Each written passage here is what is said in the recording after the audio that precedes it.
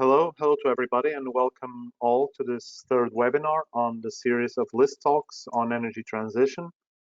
So today's topic is a very hot topic, and it relates to artificial intelligence and how artificial intelligence is shaping the future of energy systems. Just a few words on this LISTalks conference series. So it aims at bringing together stakeholders, researchers, industry, and authorities to answer state-of-the-art research and innovation questions that relate to our environment, climate change, and sustainability in both strategies and design. This is the third edition, as I mentioned, and being focused on artificial intelligence. We all know that artificial intelligence is playing a game-changing role to support and accelerate the energy transition, and has potential applications that range from optimization and how to efficiently integrate variable renewable energy resources into the power grids, but also to support proactive and autonomous operation of electrical grids, opening new revenue streams for demand-side management, etc. So in this webinar, we will have two presentations concerning two different views on how AI is shaping the future of energy systems. The first one from the industrial perspective, and the second one from the research angle. So before I introduce our first speaker, I will make the announcement that the session is being recorded and that all attendees are free to put their questions in the questions box, that you can do that during or after the presentations. All the questions will be answered at the end of the session by the speakers. So feel free to start putting the questions whenever you feel ready. So starting with our first speaker of today, so we have the industry perspective. We have with us Antoine Mahaut. So Antoine is a lead artificial intelligence scientist at the French TSO, Réseau de Transport et Électricité in Paris, France. So his research interests include augmentation of simulation, decision-making capability, human-machine interaction with artificial intelligence. So Antoine, the floor is yours. I will switch off my camera and invite June to do the same. And thank you. Thank you, Andre, for the introduction, and good afternoon, everyone. So thank you for connecting to this webinar and attending my presentation. So my presentation will be about trustworthy, robust, and adaptable AI assistant for transmission grid operations. And so you might be familiar with that picture or not, but this is kind of what a control room looks like today with control room operators. So this is here in France for the French transmission power grid. And as you can see, those people, they're already quite busy with many applications to deal with, many screens to run those applications, etc. So it's already quite a crowded work environment. And this is not going to stop. The complexity is still rising. It will rise quite a lot given the current energy transition. So we want to we have the target of carbon neutrality in Europe for 2050. For that, we need that energy transition, but this brings a lot of new complexities. So for instance, you have a lot more renewable and intermittent resources. The grid is becoming more distributed. You have more bidirectional flows, etc. And also the actors in the system are increasing. So you have more active consumers, you have the markets that are always kind of growing, etc. So all those changes inside and outside the grid are definitely changing the system, and quite rapidly. And this has some operational impacts. So for instance, we're pushing the grid towards its limits because we're changing the system, but we're not really building new lines anymore. We also have more uncertainty, more unpredictability. We need more coordination locally, but also at the European level. And we have a fast evolution of system dynamics. And all of that tells us that we definitely need to use more grid flexibility and have a higher order decision-making capability. So this is something we explain is in this recent paper, Perspective for Future Power System Control Centers for the Energy Transition. And looking at the control room, here is kind of a sketch and outlook of how it evolved. So at first, control rooms were kind of isolated. You had everything kind of manual, opening a breaker or not. Then we introduced some automation. There were more applications, and the operator could start anticipate a bit. Then we had even more tools, etc., as we see in the control room today, but it's kind of a fragmented work environment.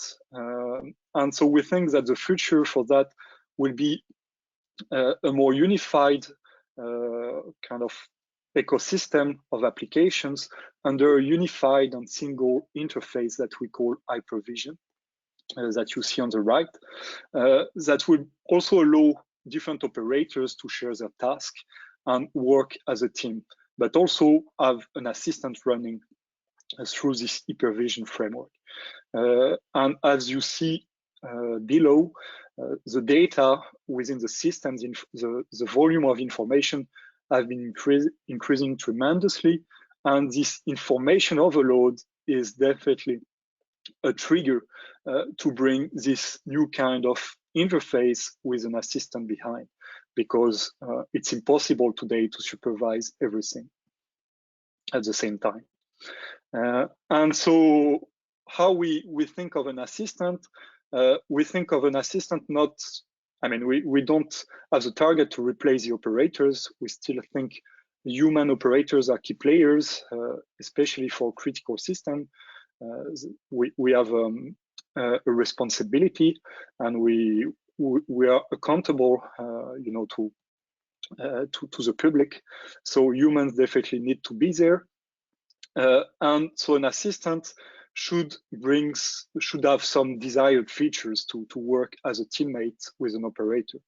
And so those are robustness. This is already very much the case in everything we do for power systems. It should be adaptable, so it should learn in new contexts quite rapidly, and it should be trustworthy. So the operator should trust its assistant so that they can effectively work together. And so to design such assistants, we've been building some new kind of test bed and benchmarks and frameworks to develop those. So we started 3 to 4 years ago designing such a challenge, learning to run a power network, where you see kind of a gamified version of the grid operations, where minutes after minutes or hours after hours, you see the power flows evolving on the grid because the loads and the generation is changing. You might have some lines that get disconnected because of the planned outage, or you might have some lines that get disconnected by protections because they've been overloaded for too long. And if you do nothing, as you can see in this small GIF, if you do nothing, at some point, every lines will get disconnected and you will have a blackout. So yeah, the main task for our operators is to avoid any blackout. And so here in this gamified and virtual framework, we wanted to test the potential of AI to robustly operate a power grid in real time, given operation constraints. So just a quick outlook of what we model behind. We take this framework that is used in reinforcement learning. So we consider either the AI or the human as an agent that sends some actions to the power system, so the environment here. And then once you do that, you go through time and you have a new observation of your power system, and again, you take a new action. And also you can send some signal to the agent about how good his decision was or not. And for the power system, we need to model the state of the grid. So the power flows, the production, the consumptions, the topology of the grid, which day are we, which hour. In terms of actions on the grid, we have different kind of flexibilities. So we can change the production through redispatching. We can shed some loads, even if it's kind of costly and we don't like that very much. Or something that is very cheap for us is to change the topology of the grid. So connect or disconnect a line or change the topology configuration within a substation. So create two electrical nodes within a substation. That's what we see on this schematic. So here, for instance, at time t, you have an overload that you'd like to relieve. And so you take an action for that. And here, it's a node splitting. So you change the line connectivity, basically. And somehow this redispatches the flows and relieves the overload. And for that, we model the time resolution. We consider it's 5 minutes because that's what the human operators work with. They have every 5 minutes a snapshot of the grid to take a decision over. But the story doesn't stop there. Of course, a real system is full of constraints, operational constraints. So I already said that line can be overloaded. So you have capacities of a line. And if you go above the capacity, then you have just a few minutes to react before it gets disconnected by protections. But also, so you have a limited time to react to a congestion. You can also only run a few actions at the same time. I mean, a human basically can only run one action at a time. And once you do an action, you cannot just you have to stick with it for some time. For instance, a breaker has some cooldown time of 15 minutes, so you cannot play with that breaker for the next 15 minutes again. So somehow there is a budget associated with the action you take.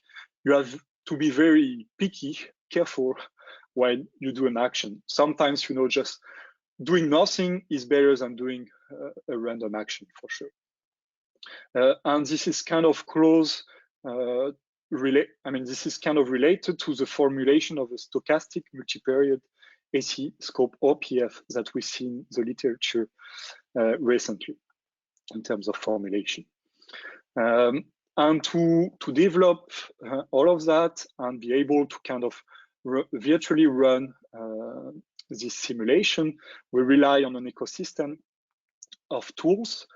So first, we need to generate some time series of loads and productions that are realistic, to project that over a grid that creates an environment for us. And then we need to run the scenario, so to play the game. This is done through the grid to operate framework, which is interfaced with a simulator, a physical simulator. And through that, you run some agents, artificial agents, or human can also interactively play.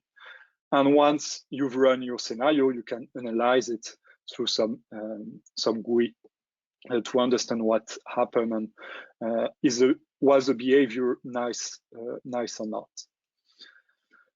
So let me now show you the problems we've been trying to solve with that ecosystem. So we've run a series of competitions. So we started with this smaller competition in 2019. That was the first sketch I showed you. And since then, we've been scaling up the problems on larger grids and introducing some desired properties for our assistance. So the robustness and the adaptability tracks.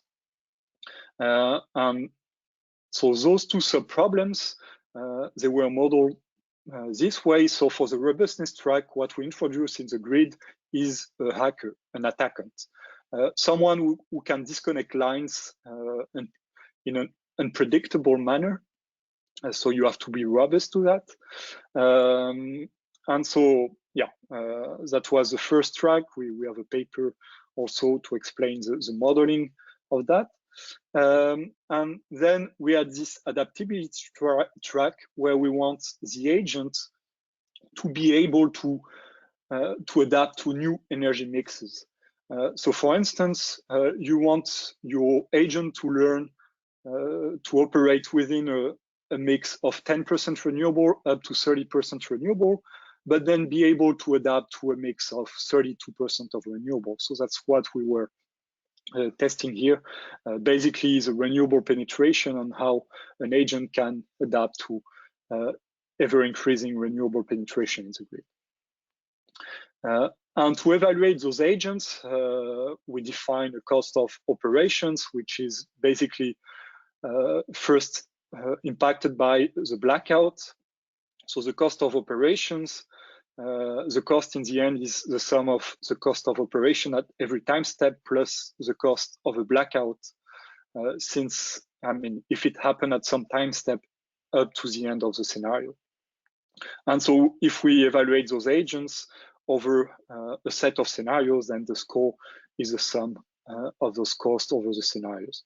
And in our competitions, for the score to be more interpretable, we normalized it between a range of -100 and 100.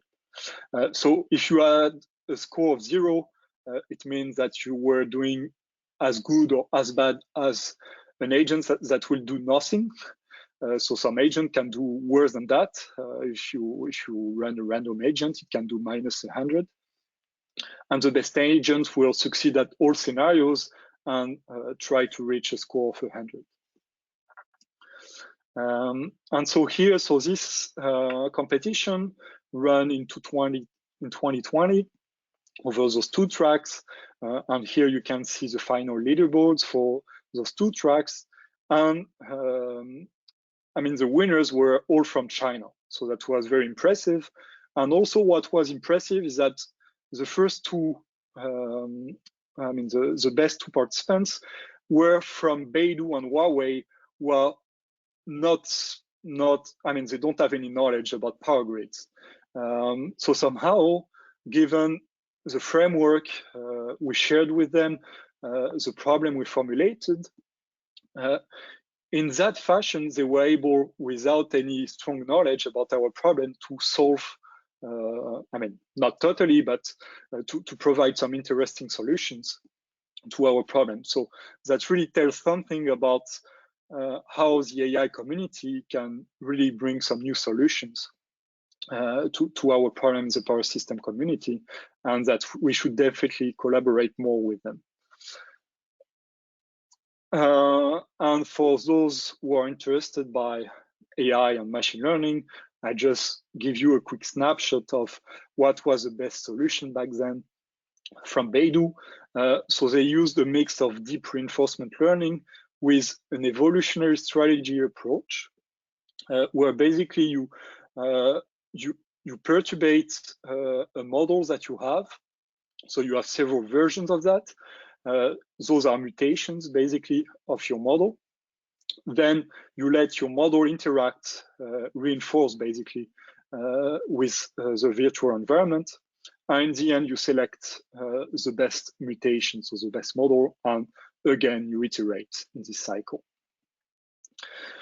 So I've talked about robustness and adaptability, but I also mentioned that we lacked some trustworthiness for the operator to trust this assistant and work with them.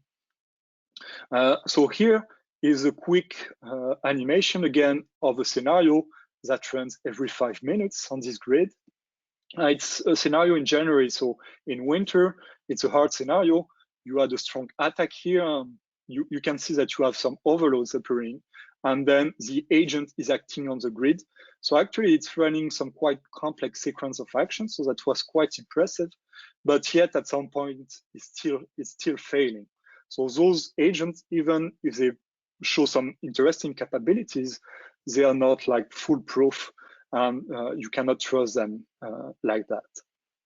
And so here's a sketch of what I just said, is that those solutions, they're improving, but they will not be trusted autonomously before you reach an operational performance rate of 99.999%. And we will not reach that anytime soon. So really, we need to think also about another dimension beyond the operational performance of those artificial agents.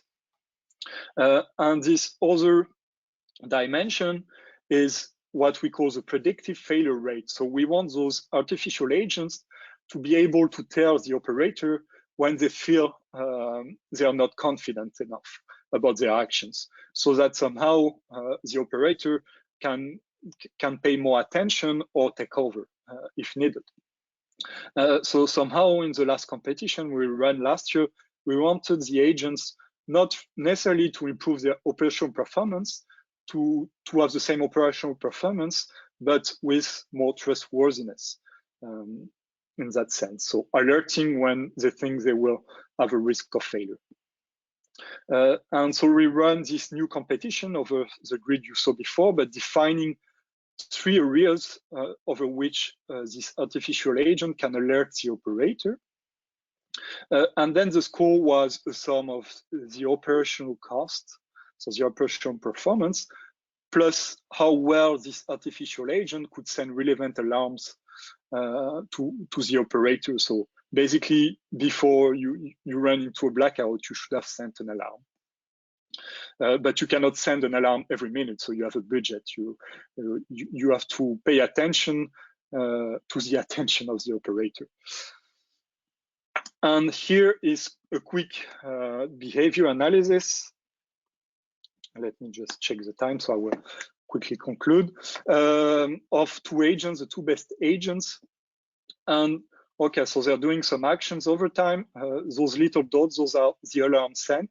And we see that one artificial agent reached a game over, a blackout at some point, and it tried to send an alarm, but this alarm was sent too soon and was not relevant enough, selective enough.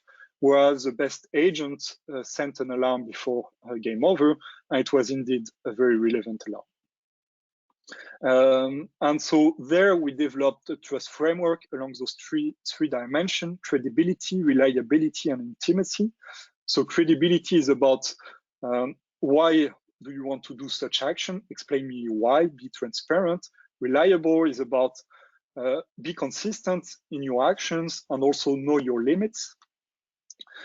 Intimacy is about building the relationship between the operator and the artificial agent. So you should not interrupt too much the operator, and once you send an alarm, it should be relevant, or once you make some recommendation, it should be effective. So to conclude, what we've seen is that machine learning approaches are rather promising for control room problems because they allow for fast computation, which is required near real time, and they show to generate better than expert systems. In our competition. It's also now possible to experiment with adaptable, robust, and trustworthy AI assistants, which opens a new field for research and smart grid flexibilities. It's also helped to develop benchmarks and enforce reproducibility, which is a big deal, actually, to make faster and stronger progress as a community, but also engage with the AI community. And we definitely recommend to keep working on attracting AI researchers on our problems. So here you have some references if you're interested to know more about it. I'd like to thank our sponsors and collaborators. So, I mean, it's been quite a journey. I mean, for instance, Google, EPRI, different universities have been really helpful to design that and to promote that. And if you're interested, those competitions keeps running. So we have a new one coming in, which is definitely about carbon neutrality and energies of the future.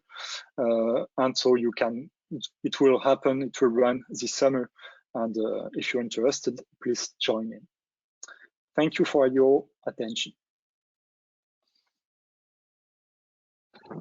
Thank you very much, Antoine, and for your impeccable timekeeping.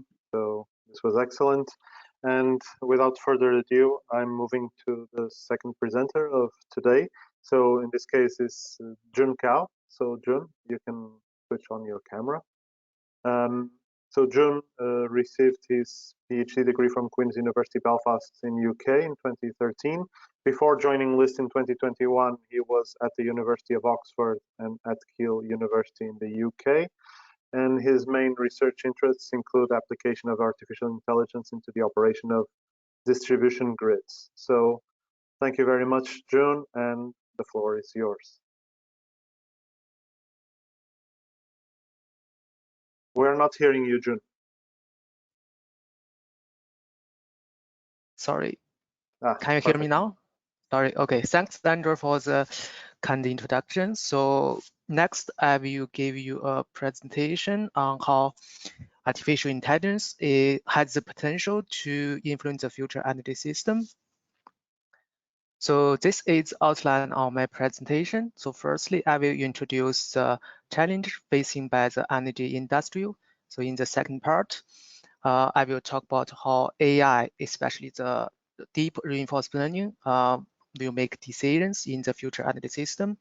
And finally, I will discuss about the challenge obstacles when implement the AI into the real system. So now we are facing the biggest energy transition, which is driven by zero carbon target. So in the future, there will be more and more distributed energy resources connected into the electricity network, especially in the distribution grid. So here we have two examples. One is the deployment of the electric vehicle in the EU. So by 2030, there will be around 30 million electric vehicles connected to the power system. So this will create a huge problem to the system, to the power system infrastructure in terms of the capacity to facilitate this charging and discharging. And also at the bottom, the figure shows the installation of the heat pump in EU. So in the ideal scenario, there will be around 20 to 30 million of heat pump used for heating from the electricity. So most of these distributed energy resources are connected at the distribution grid level. So the challenge, how to manage this huge amount of distributed energy resources. So the third challenge is related.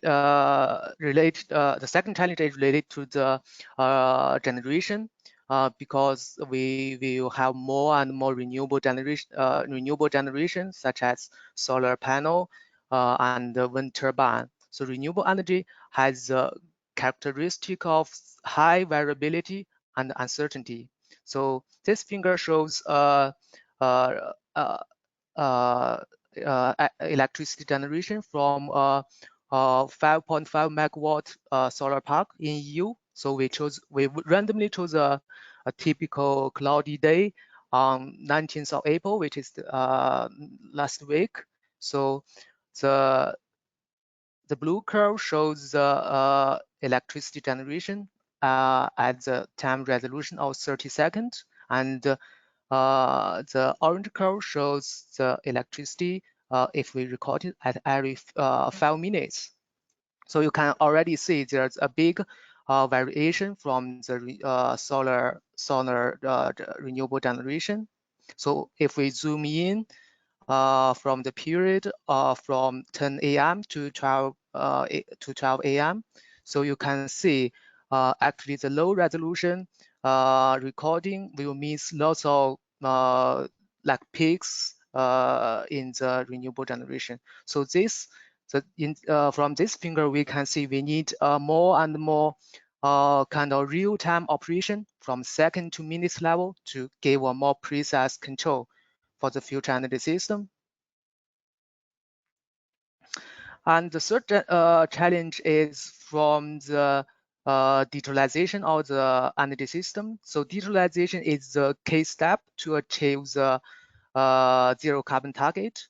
But digitalization also will bring some challenge, especially how to manage this huge amount of data. So this figure shows the installation of the new of the smart meters in EU. So by 2030, there will be around 260 million smart meter installed in the system, and with the penetration rate 92%. So can you imagine how much data will be generated from this smart meter? So here we did estimation. So you can see for 1 million smart meters, if the data volume generated for 1 year. So if we record it for 1 point per day, so there will be around recording around 365 million data points. And to store this data recording, we need a computer storage around 1.8 TB computer storage. So this is a huge amount of storage. And if we record it like in 1 point per 15 minutes, so we need around 3,000 TB computer storage to store this huge amount of data.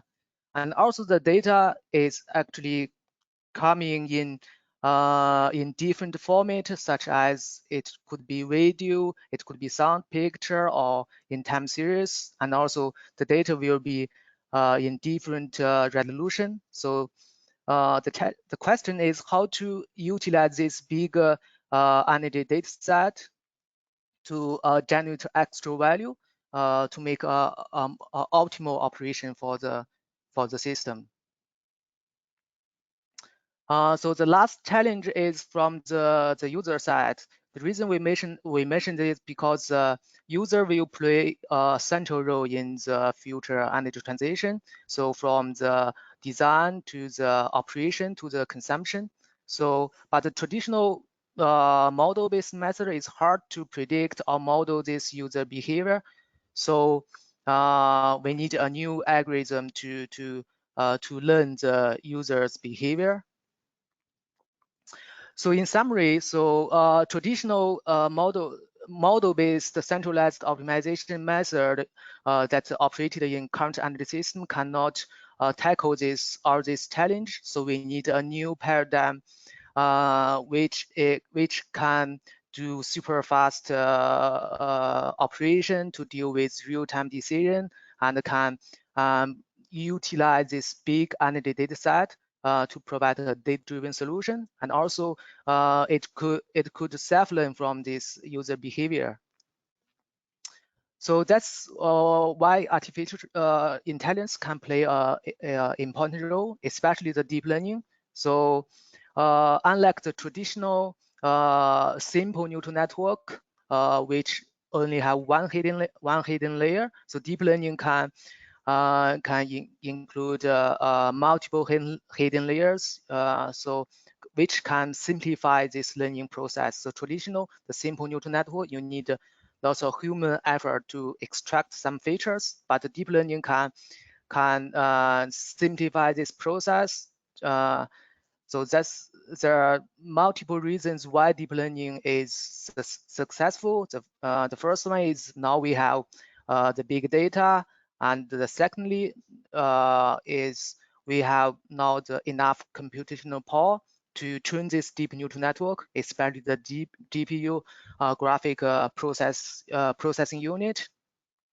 And last, which is very important, is in computer science, you have the open source ecosystem like TensorFlow, PyTorch, can let other fields like energy research to build their own deep learning network, just like playing Lego games.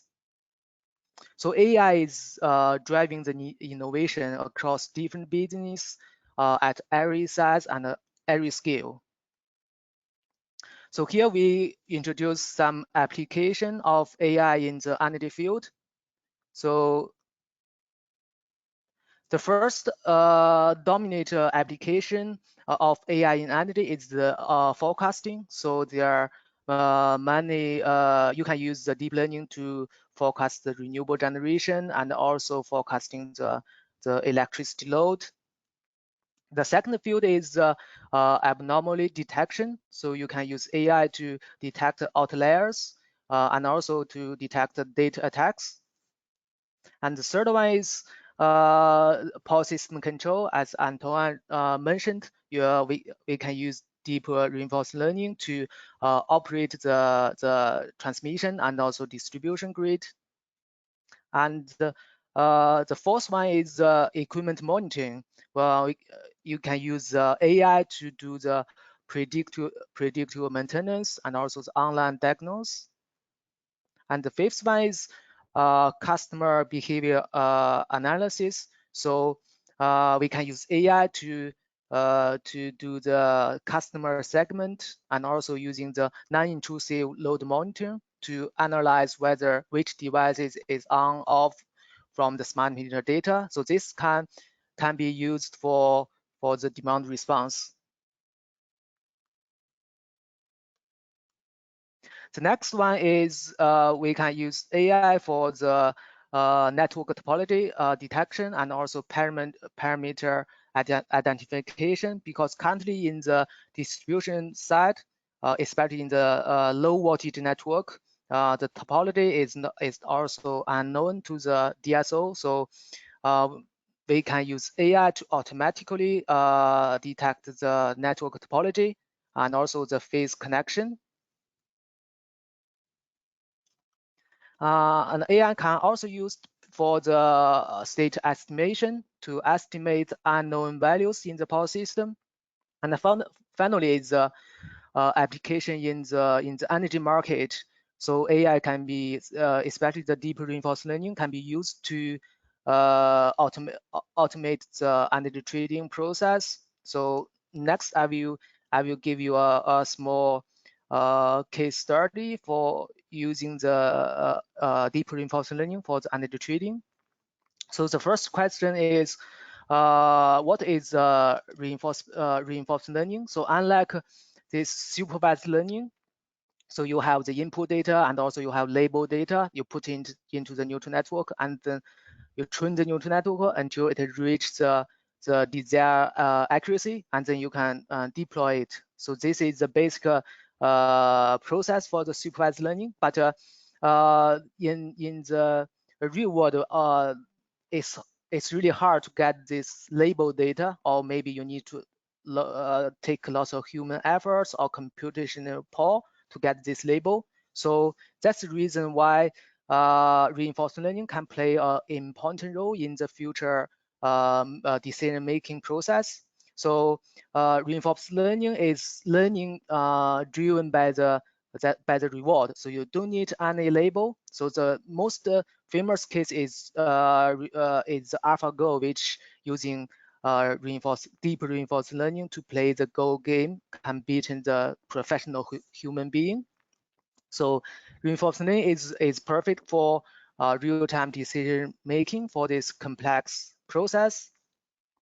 So reinforcement learning is trying to solve the problem by interacting with interacting with the environment through an agent to learn how to make the optimal decision to maximize the reward. So this optimal strategy, we call it optimal policy. So there are mainly two basic components in the reinforcement learning. One is the agent, and the other is the environment. At the initial stage, the agent doesn't know anything about the environment. So if you explore, so if you send a random action to the environment, and the environment will give you the state and the reward, and then this process will repeat again and again.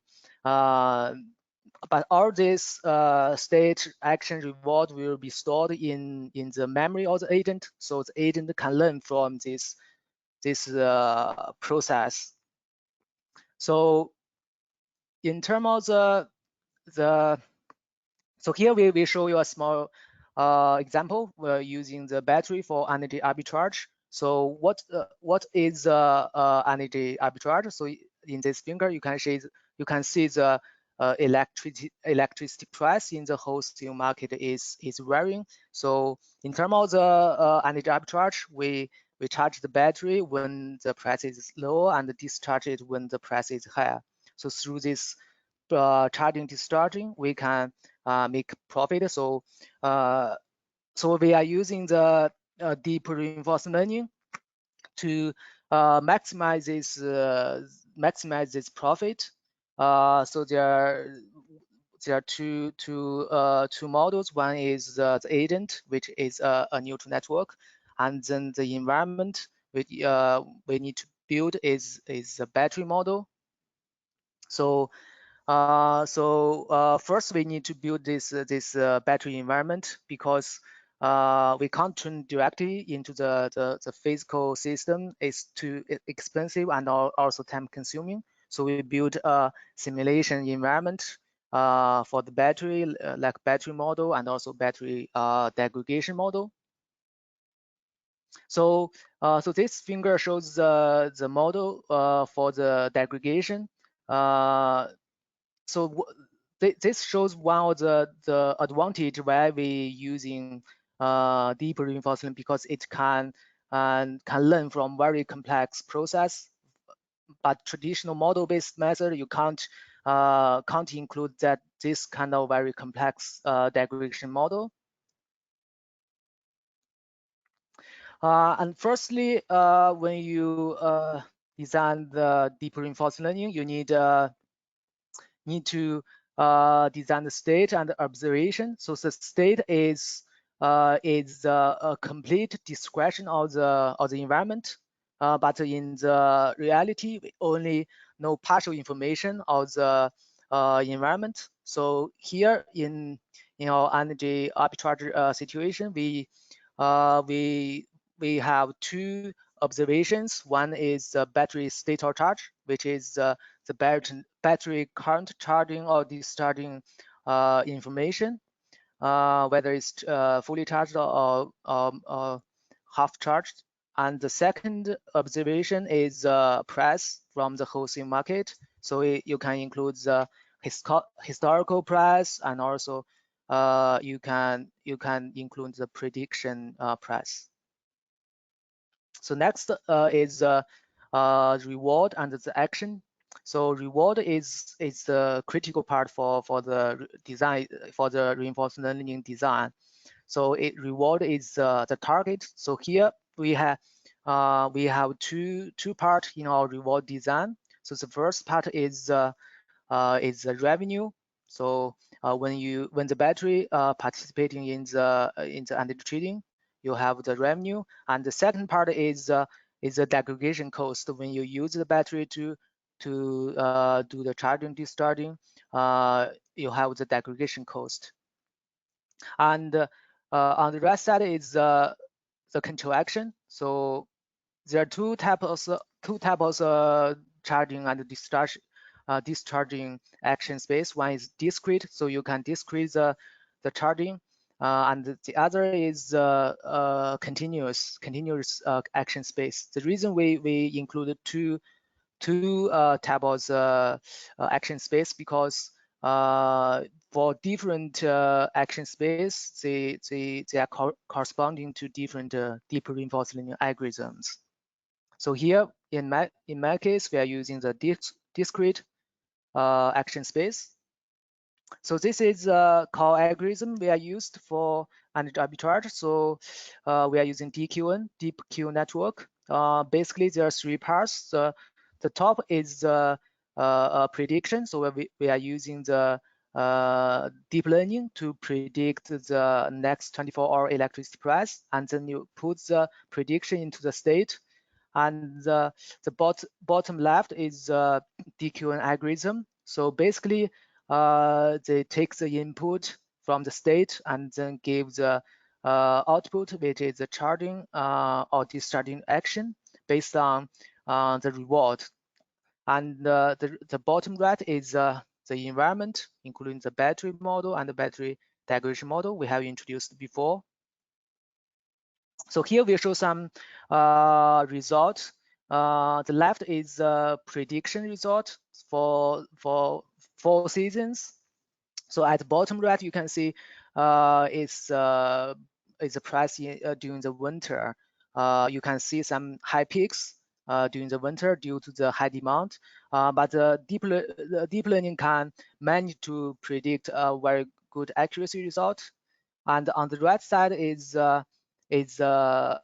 profit. So we tested the algorithm on 1 year. So this is the accumulated profit for different algorithm. At the bottom, the orange curve is model, traditional model-based method, and the top 3 is different deep learning method. We can see the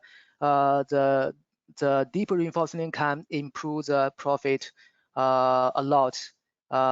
This mainly due to the their model the battery in a more accurate form.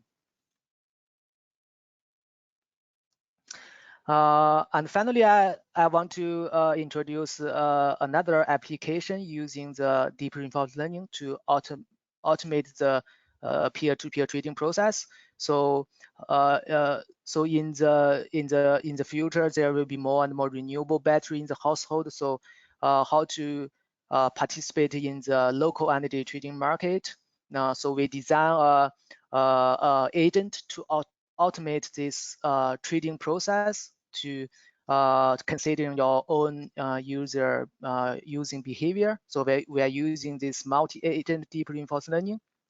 So if you are interested in details of this algorithm, you can see there's a paper recently accepted by Applied Energy. So finally, it's the challenge when using AI in the energy system. So as Antoine suggested, so the trustworthy AI is really the key for using for deployment into the AI system.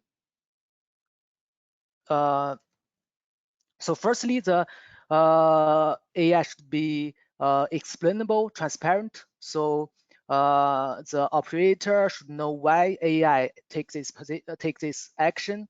And so this is the most important part. And then secondly, the AI should be technical, robust, and safety, can deal with unknown, unseen scenarios. And lastly is the AI should be diversity, fairness.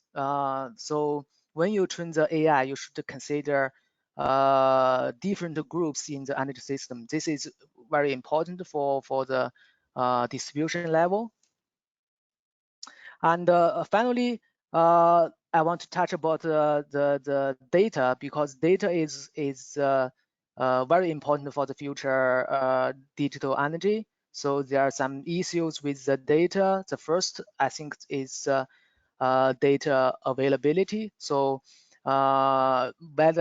because when you want to train your deep learning network, the data is very important. But I think in energy field, how to share the data, how to use share data between the industry and the academia, I think this is issue to train the deep learning network. And the second thing issue is data quality.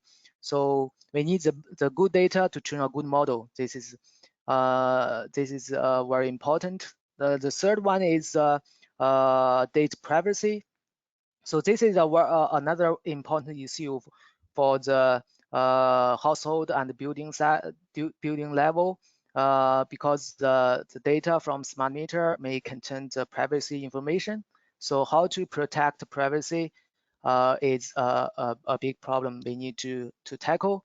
And the last thing is the data market is growing very rapidly recently. So how to share the data in the data market, how to design this data market is very important for the artificial intelligence.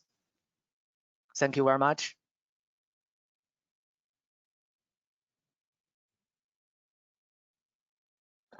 Thank you very much, June. So, and thank you, Antoine.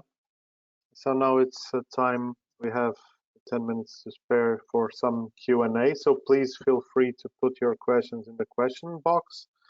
In the meantime, I saw that some of you already included some of these questions, so I will read them to the presenters, and I will ask for your reaction.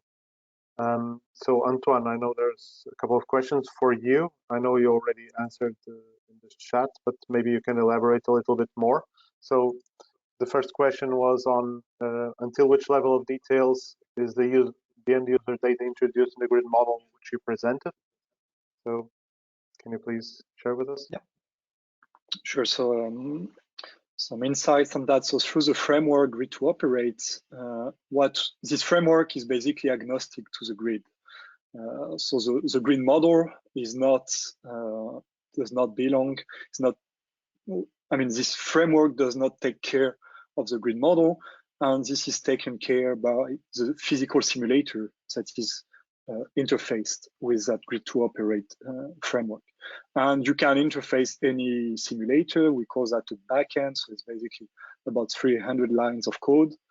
So we have already done that with open source simulator, such as Panda Power, such as Mad Power, etc. Also with our industrial proprietary simulator. And I know, for instance, Tenet is in the process of interfacing Power Factory with that. So basically, the details are up to the physical simulator you're using and the grid model you're using, and then it's just calling that on our side.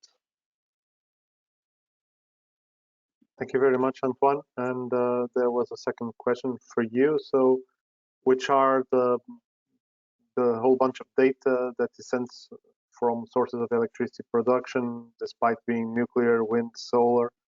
I mean, this seems to go to the source of electricity, but there are for sure other data sources. So maybe can you elaborate a little bit? So yeah, so of course, as June just mentioned, data is quite important, you know, to experiment with AI, if we mean by AI machine learning today. And so we had to generate a whole bunch of data, so the equivalent of 100 years at a 5-minute resolution. And for that, we developed a package to be able to generate that realistically. And those time series are about productions and loads mainly. So the one we mentioned. And then you have other consideration, but it's more like configuration of the environment. So how do you calibrate the operational constraints, for instance?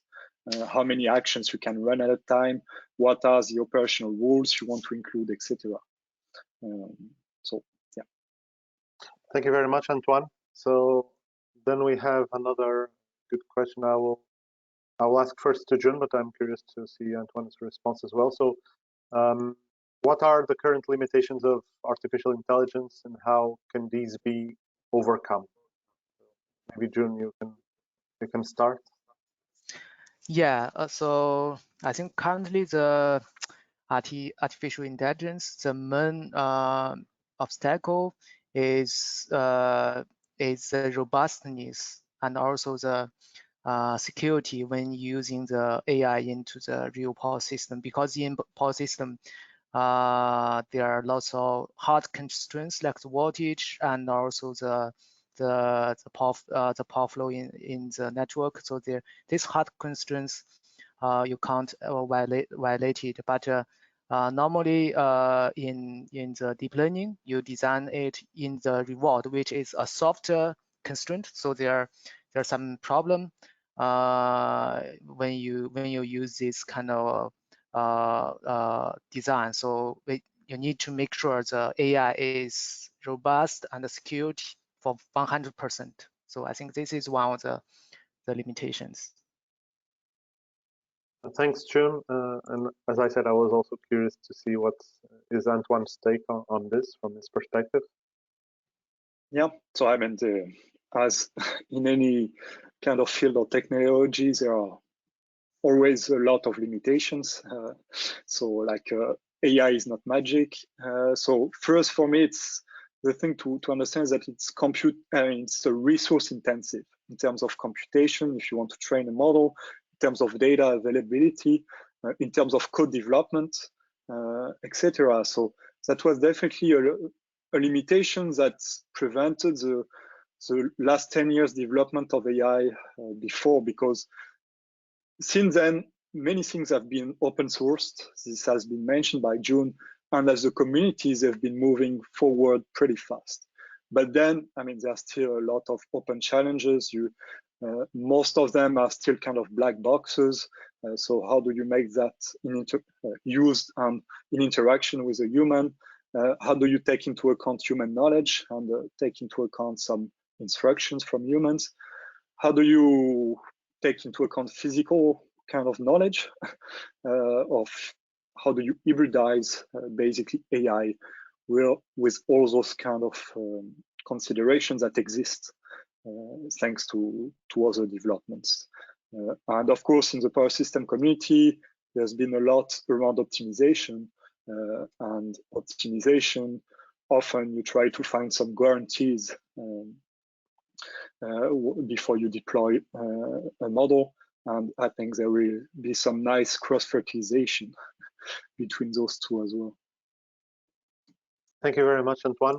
Another question for you, June. So someone is asking to please elaborate a little bit more on the concept of data market that you presented in your presentation.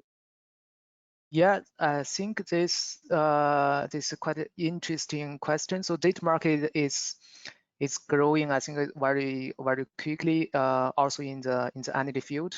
But I think in terms of the design concept of data market, I guess in the future it will be more on the peer-to-peer. So because the data you generated from a household or from a building, it will be owned by yourself from the smart meter. So how to share the data, how to design this peer-to-peer trading, I mean the data trading market, or how to share the data in this market. I think this is very interesting. It's evolving very fast. Thank you. Thank you very much, June. Another question for Antoine. What kind of AI applications have already been implemented in your daily power system activities within RTE? And if you can give us some examples. Yeah, so I mean, you can also consider that AI, is not new. It started in the 1950s. So we have some legacy applications such as load forecasting, or now similarly renewable forecasting. And those have been augmented with some latest model and machine learning, let's say. Then for some new applications, we're in the process of being able to deploy drones. So for instance, with a drone, you can do some computer vision and try to detect some fault, etc. So that's something that we're in the process to deploy. Another big project actually that was initiated as an AI project was about rethinking the grid planning study process. And so this has started 2 years ago, and where users are starting to experiment with it. And basically, we're using some natural language processing, some machine learning, trying to augment also the simulators that runs behind the studies. So those are the kind of applications that are either deployed or close to be deployed. And otherwise, as you've seen on real-time applications for control rooms, we're investing a lot, so it might not be ready, in the year to come, but in the next 5 years, we hope to have something in production. And for instance, also Tenet is pushing a lot on this topic. Thank you very much, Antoine. So there are a couple of more questions, but we're just reaching our end. So of course you can put your questions and then we will forward them to the presenters and they will at their convenience answer you. So in the end, I wanted to thank a lot the presence of Antoine and June and your presentation, really interesting on this very hot topic. And thank you all for attending, and hope to see you soon in the next LISTalks edition. And have a good weekend all. Just a final message on the recording will be made available in the webpage of the event, so you can check it out later if you want to review some. Thanks and have a nice weekend. Thank you, everyone. Thank you.